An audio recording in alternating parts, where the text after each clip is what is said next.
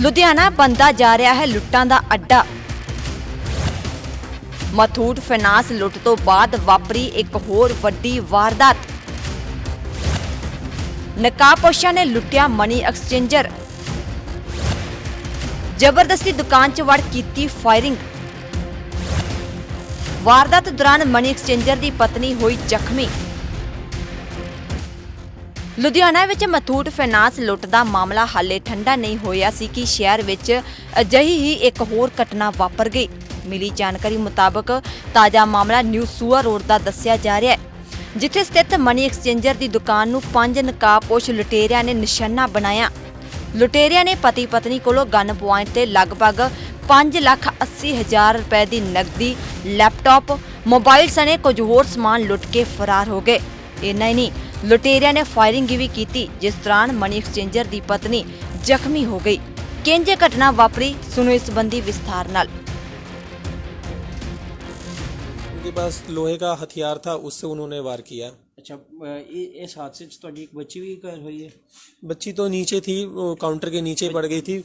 बच्ची को जो वाइफ को जो जख्म हुआ तो इनको भी। बच्ची दे हाथ ते की लग गया की है जी? ये पता नहीं, जो उन्होंने फायरिंग फूरिंग किया है ना सर, उस वही है, कुछ उसका ही है। घटना तो कितनी देर बाद मौके के उत्ते पुलिस पहुंच गई सी? पुलिस तो आई नहीं जी। अच्छा, हाँ, पुलिस नहीं आई उस समय। बाकी फिर जब हम घायल हुए तो पुलिस नु कितनी कॉल की सी उस तो बाद? नहीं, मेरे दूसरे फ्रेंड ने कॉल किया था, उस समय लगा नहीं। अच्छा, तो वाइफ को गोली लगी थी, फटाफट हमने गाड़ी का अरेंजमेंट किया और हॉस्पिटल आ गए। ठीक है। ते इत्थे लेके आए हो, डॉक्टर की कहंदे ने की वो दस रहे ने कि तुहाडी पत्नी दी की हालत है इत्थे? डॉक्टर ने तो कहा है घबराने की कोई बात नहीं है, सुबह ऑपरेशन होगा, ठीक है, ही उन्होंने बोला है। वैसे ही 4-5 आदमी अंदर आए और उन्होंने बोला कि आप सामान दो, बैग दो, जो पैसा है वो सब दो, नहीं तो मैं गोली मार दूंगा, आपको मार दूंगा। बस उन्होंने, हम हक्के बक्के रह गए, हमें समझ में नहीं आया कि क्या होगा, क्या हो रहा है हमारे साथ। पहले कभी ऐसा हुआ नहीं, मैं काफ़ी सालों से वहाँ पे काम कर रहा हूँ। सर किन्ने बजे ਦਾ ਵਾਕਿਆ ਕੀ ਗੱਲਬਾਤ ਕੀ ਹੋਈ ਸੀ? ਇਹ ਵਾਕਿਆ ਹੈ 8:50 ਦੇ ਉੱਤੇ ਵਾਕਿਆ ਹੋ ਚੁੱਕਿਆ ਸੀਗਾ ਤੇ ਬਸ ਉਹ ਮੀਆਂ ਬੀਬੀ ਬੈਠੇ ਸੀ ਦੁਕਾਨ ਦੇ ਉੱਤੇ ਤੇ ਉਹਨਾਂ ਲਈ ਜਾਣ ਦੀ ਤਿਆਰੀ ਸੀਗੀ। ਬਸ ਜਿਵੇਂ ਹੀ ਉਹਨਾਂ ਨੇ ਦੇਖਿਆ ਉਹ ਜਾਣ ਦੀ ਤਿਆਰੀ ਸੀ ਤੇ 5 ਜਣੇ ਸੀਗੇ ਤੇ ਉਹਨਾਂ ਨੇ ਪਹਿਲਾਂ ਅੰਦਰ ਆਏ, 3 ਜਣੇ ਬਾਹਰ ਖੜੇ ਰਹੇ ਨੇ ਤੇ 2 ਜਣੇ ਨੇ ਆ ਕੇ ਅੰਦਰ ਪੈਸੇ ਦੀ ਡਿਮਾਂਡ ਕੀਤੀ ਤੇ ਜਿਵੇਂ ਹੀ ਉਹਨਾਂ ਨੇ ਪੈਸੇ ਦਿੱਤੇ ਤੇ ਉਹਨਾਂ ਦੀ ਜਿਹੜੇ ਸੀਗੇ ਮਿਸਿਸ, ਉਹਨਾਂ ਦਾ ਹੱਥਾਪਾਈ ਹੋ ਗਈ ਤੇ ਹੱਥਾਪਾਈ ਦੇ ਵਿੱਚ ਉਹਨਾਂ ਦੇ ਉੱਤੇ ਗੋਲੀ ਚੱਲ ਗਈ, ਉਹਨਾਂ ਦੇ ਪੱਟ ਤੇ ਜ਼ਖਮ ਹੋਇਆ ਵਾ। ਤੇ ਜਿਵੇਂ ਹੀ ਫਿਰ ਦੂਸਰੇ ਜਿਹੜੇ ਸੀਗੇ ਰਵਨੀਤ ਨਾਮ ਸੀ ਜਿਨ੍ਹਾਂ ਦੀ ਸ਼ਾਪ ਸੀ, ਉਹਨਾਂ ਨੇ ਫਿਰ ਪਿੱਛੋਂ ਭੱਜ ਕੇ ਉਹਨਾਂ ਨੂੰ ਫੜਨ ਦੀ ਕੋਸ਼ਿਸ਼ ਕੀਤੀ। ਫੜਦੇ ਹੋਏ ਉਹਨਾਂ ਦੇ ਵੀ ਹੱਥ ਤੇ ਉਹ ਕੁਛ ਛੁਰਾ ਵਗੈਰਾ ਮਾਰ ਗਏ ਤੇ ਮੋਟਰਸਾਈਕਲ ਤਾਂ ਉਹਨਾਂ ਦਾ ਜ਼ਬਤ ਹੋ ਗਿਆ ਸੀ ਉਸੇ ਸਮੇਂ ਤੇ 3 ਸਵਾਰ ਮੋਟਰਸਾਈਕਲ ਤੇ ਹੋ ਕੇ ਭੱਜ ਗਏ ਤੇ 2 ਵੈਸੇ ਹੀ ਭੱਜ ਗਏ ਸੀ। ਸਰ ਮੌਕੇ ਤੇ ਕੋਈ ਸੀਸੀ ਕੈਮਰਾ ਲੱਗਾ ਸੀ ਤੇ ਕੋਈ? ਨਹੀਂ, ਉਹਦੇ CCTV ਕੈਮਰਾ ਸੀ ਨਹੀਂ। ਵੈਸੇ ਅੱਗੇ ਕਹਿੰਦੇ ਨੇ ਕਿਸੇ ਦਾ ਪਤਾ ਚੱਲਿਆ ਵਾ, ਬਾਕੀ ਹਜੇ ਡਿਟੇਲ ਕੋਈ ਨਿਕਲ ਨਹੀਂ ਰਹੀ ਹੈਗੀ। ਦੇ ਵਿੱਚ ਮੌਕੇ ਤੇ ਕਾਰਵਾਈ ਕੀਤੀ ਕੋਈ? ਹਾਂਜੀ, ਪੁਲਿਸ ਆ ਗਈ ਸੀ, ਫੋਨ ਕਰ ਦਿੱਤਾ ਗਿਆ ਸੀਗਾ ਉਦੋਂ ਹੀ।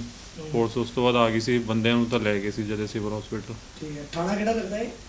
ਇਹ ਥਾਣਾ ਮੈਨੂੰ ਕੁਮਕ ਲੱਗਦਾ ਜੀ, ਆਪਣਾ ਗਿਆਸਪੁਰ। ਗੱਲਬਾਤ ਹੋਈ ਸੀ, ਕੀ ਵਾਕਿਆ ਹੋਇਆ ਸੀ? कल 9 बजे रात के करीब 5 मुंडे आए सीगे, तो उन्होंने दुकान के अंदर घुस करके 4-5 मतलब अपना 2-3 बंदे पिस्तौल भी लिए थे हमें।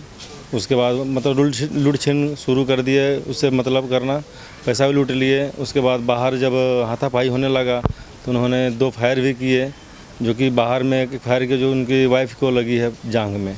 कोई फोटो स्नैप कोई वीडियो किसी ने बनाई हो? नहीं जी, किसी ने नहीं बनाया। कि एक बैग हुआ ना, बिना प्लान, मतलब एक बैग कोई मतलब अपना काम व्यस्त था, उसमें किसी को पता नहीं चला। तेल अंधेरा भी था ना, उसमें बत्ती कटी हुई थी यहाँ पे। अभी तक कोई कार्रवाई नहीं कर पाई? अभी तो मतलब वो भी नहीं आए हैं, ना कोई कार्रवाई हुई है। भाई पुलिस लोग आ रहे हैं यहाँ पे ड्यूटी दे रहे हैं। पूछ रहे हैं, पुलिस बता ही नहीं रही, कोई कार्रवाई कर रहे हैं। पुलिस की डेली कार्रवाई नहीं नजर आ रही। अभी तो कार्रवाई नहीं हुई है।